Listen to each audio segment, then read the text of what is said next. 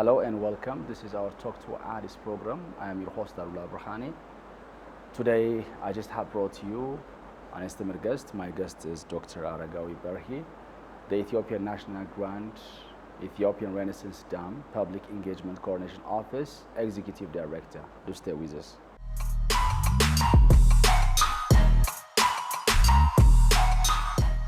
Hello, Doctor. Welcome to our program. Good morning. Welcome to our office. To begin with, could you provide us an overview of the Ethiopian Renaissance Dam project, its objectives and its current status? Thank you for hosting me. The Grand Renaissance Dam objective is to provide Ethiopia with a long-awaited electric power. And with this grand project, the plan is to provide Ethiopia with sufficient electric power so that it could reinvigorate its own economy. And of course, it was designed to be completed within 6 years. However, there were some stumbling blocks on the way, but we have managed to reach the level where there is no return to the back. And now at this point, as I speak, the status of the dam is, number one, is generating electric power of 2 turbines out of the 13 with a capacity of 750 megawatts. Number two, we have reached the level of 96% of the construction of the dam. And within a month or two, another 5 turbines will be operational, and next year, Ethiopian calendar, we are going to finish all the 13 turbines. So we will have the capacity of 5,150 megawatts electric supply to the whole nation, to Ethiopia, and beyond that, we will share some of it to neighboring countries, which has already started. How is the Office of the National Coordination, your office, structured, and what are its primary roles and responsibilities? Would you tell us so far what you have achieved as well, vis-a-vis the roles and responsibilities of your office? Yeah, our office, the main objective of our office is to mobilize the Ethiopian people so that they will contribute to in every capacity, financially, physically, or intellectually, to the construction of the dam. And we have succeeded on this objective. The Ethiopian people have been heartily supporting the construction of the dam, and have been contributing whatever is necessary to this dam. Our office, the role of our office is to mobilize the Ethiopian people so that they will incur all sorts of support to the construction of the dam, be it Ethiopians inside the country or living abroad. And even friends of Ethiopia, non-Ethiopians, but friends of Ethiopia, have been supporting the construction of the dam, and our office is geared to mobilizing the support until its completion, and perhaps beyond that. So we are now at a stage where Ethiopians have come together, we say it's next to the victory of Adwa that they are achieved. because this is the second time Ethiopians, despite their differences, religious differences, ethnic or linguistic differences, that they have come together and almost accomplished another ADO. So this was the objective of our office, and it will pursue all trajectories from this big dam, because there are a number of associated developmental projects with this dam. It's very good. How do you coordinate with various stakeholders, both within Ethiopia and outside Ethiopia? Because I see from its commencement, the Grand Ethiopian National Dam, when it started, there were other parties who were involving actually. So the source, the financial source, and the very important things have been from Ethiopia, but there were international contractors as well who have been involving. So would you tell us how all these things were coordinated? How did the success story come, I mean? Basically, the construction of the dam, of this grand dam, as you know, it's the biggest dam in Africa, and one of the 10 biggest dams in the world. So it was a huge dam, and support was expected from international agencies who support development projects in underdeveloped countries. But none of them were coming forth. So the idea of supporting the dam by the resources of the country and the people was taken up and put into practice. So despite the opposition of so many sectors outside Ethiopia, this office was established to mobilize the people and to do their best to construct it. So from the start, this was the mindset of the government and of the people. So based on that, the work started, and the mobilization continued, and it has proved to be successful. And of course, the basic knowledge, the basic contribution was from Ethiopians. But nevertheless, there were other contractors with machineries which Ethiopia cannot produce at this stage. So there were some contractors like Savini and others, some French contractors, some Japanese contractors also were involved to bring their machineries that would be fitted, especially on electronic and mechanical machineries. And it was marketable, you know. They provide it, and we have fitted some of these machineries to the construction of the internal apparatus of the dam. So it was basically homemade efforts that bring this reality into practice. Okay, let's come to the point of, you know, the contribution of dam in just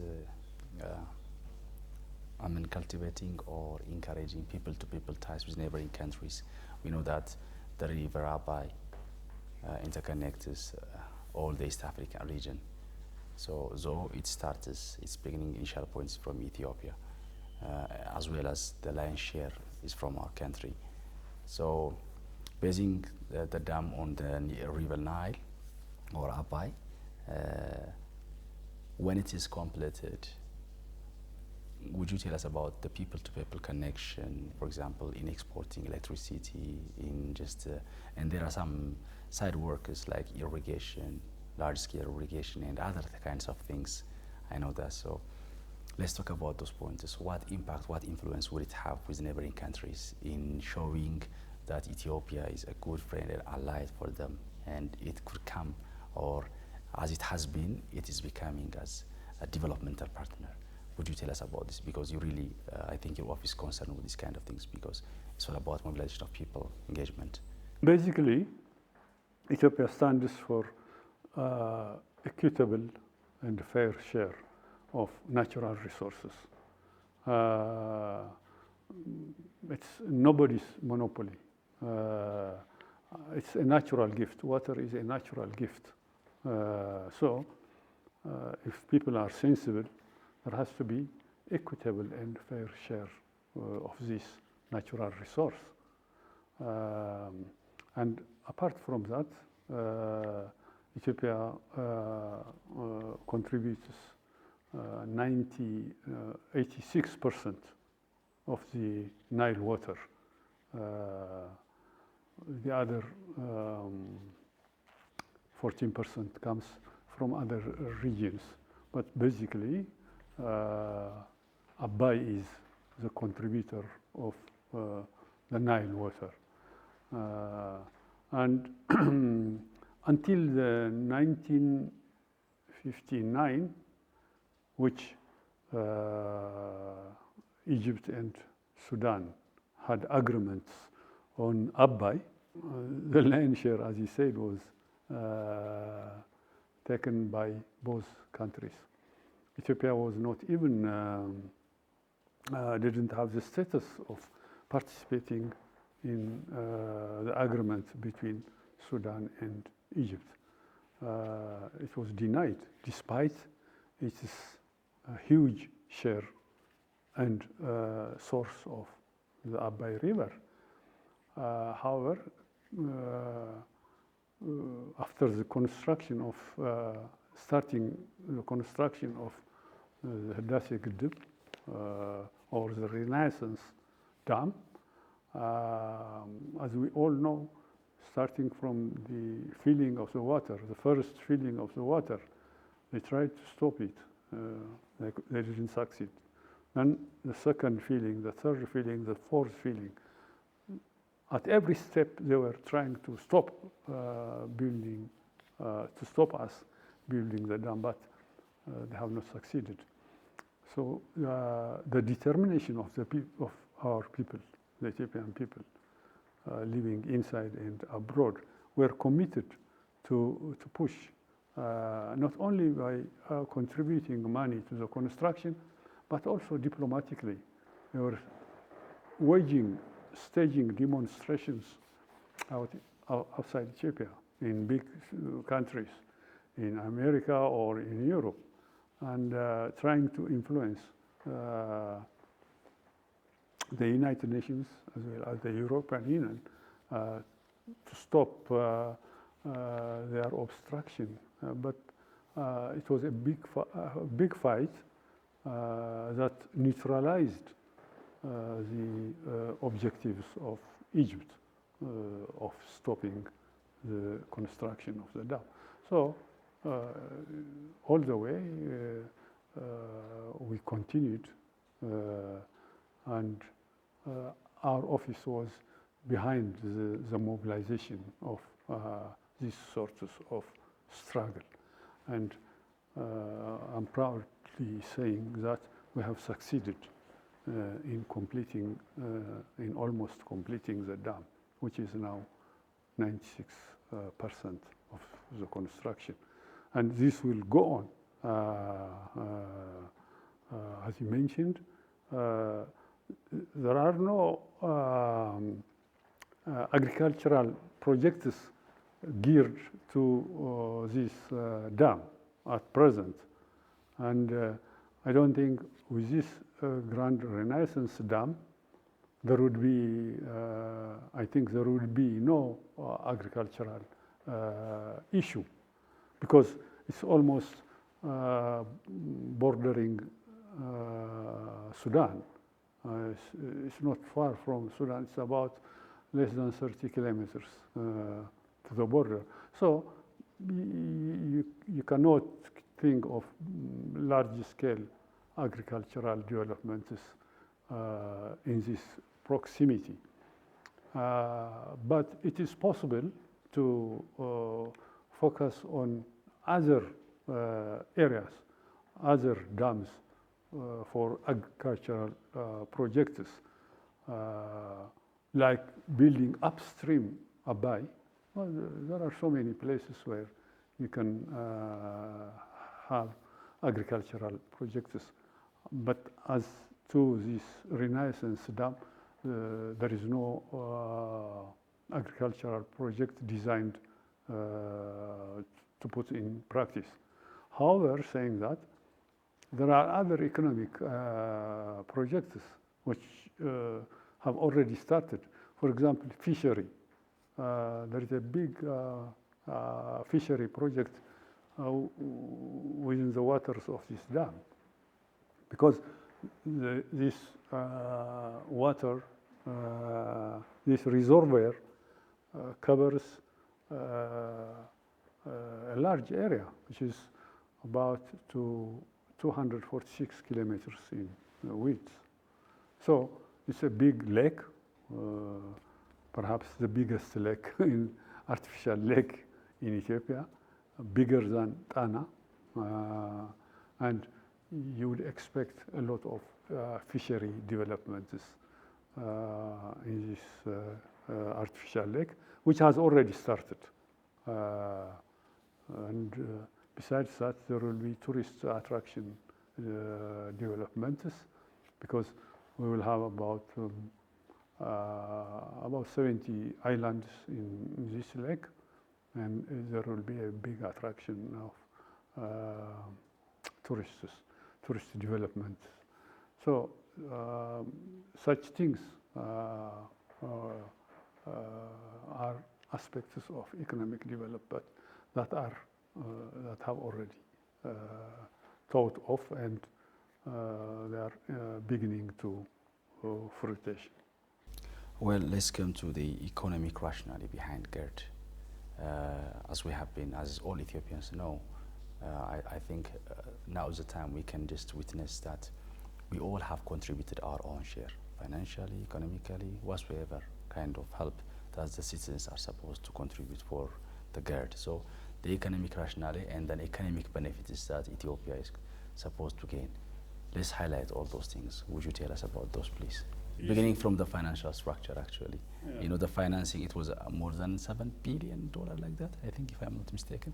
Yes. More than 5 or 7 billion. Yeah, 6 billion. Yeah, was, approximately there. For its construction, yeah.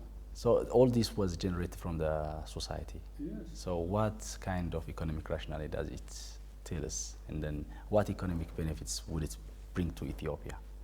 Obviously, one of the biggest dams in Africa, the economic benefits is obvious. It will electrify Ethiopia.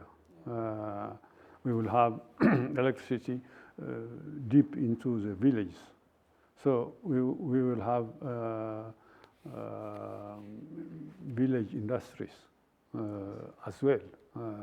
So Ethiopians are hungry for electric power, so that they can produce so many things. They can, and even with the limited electricity we have, they are producing so many very interesting products that will spur the progress of the country.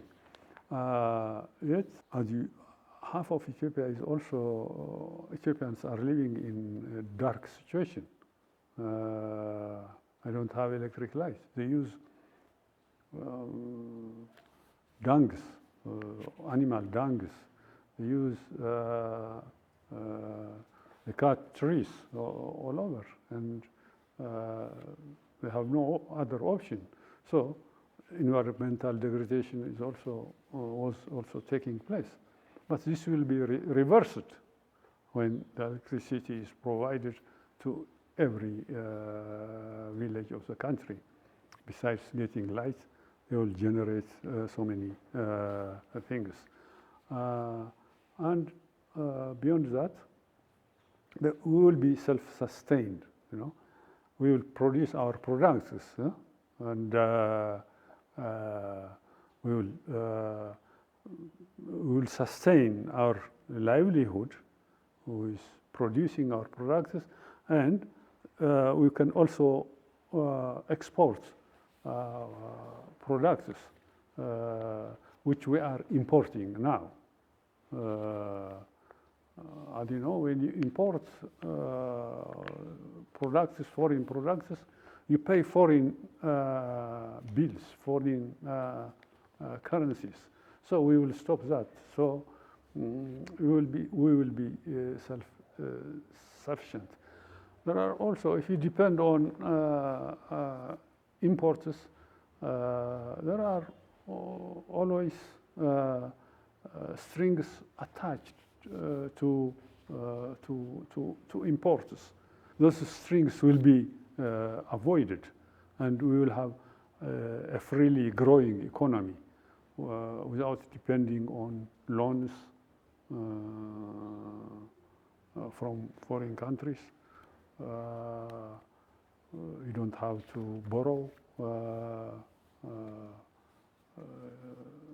which consume a lot of interests to the people giving the loans.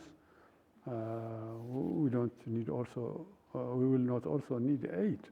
We will have our economy growing to satisfy the needs of the people. So, in short, we will have a free economy growing by our efforts, by our resources, by our labor, and by our intellects. So this is the main contribution of this grand dam, and hopefully, as we speak, we are already selling some of the electric parts of the 750 megawatts generated electricity to Sudan and to Kenya, and as well as to Djibouti. So this, when all the turbines are operational, and when there is a full-fledged supply of electricity, this electric power can reach Uganda or Congo or many places. So we will have external inputs, external revenue coming to Ethiopia. This way, the progress will be definitely self-generating, independent, and mutually beneficial with neighboring countries. We can have joint regional projects when we can stand by ourselves. We can have, even with Sudan or with Egypt, to regional development cooperations. So this is a self-sustained and a free economy with equitable and fair share of resources. This is the grand plan of, or the grand benefit of this grand dam.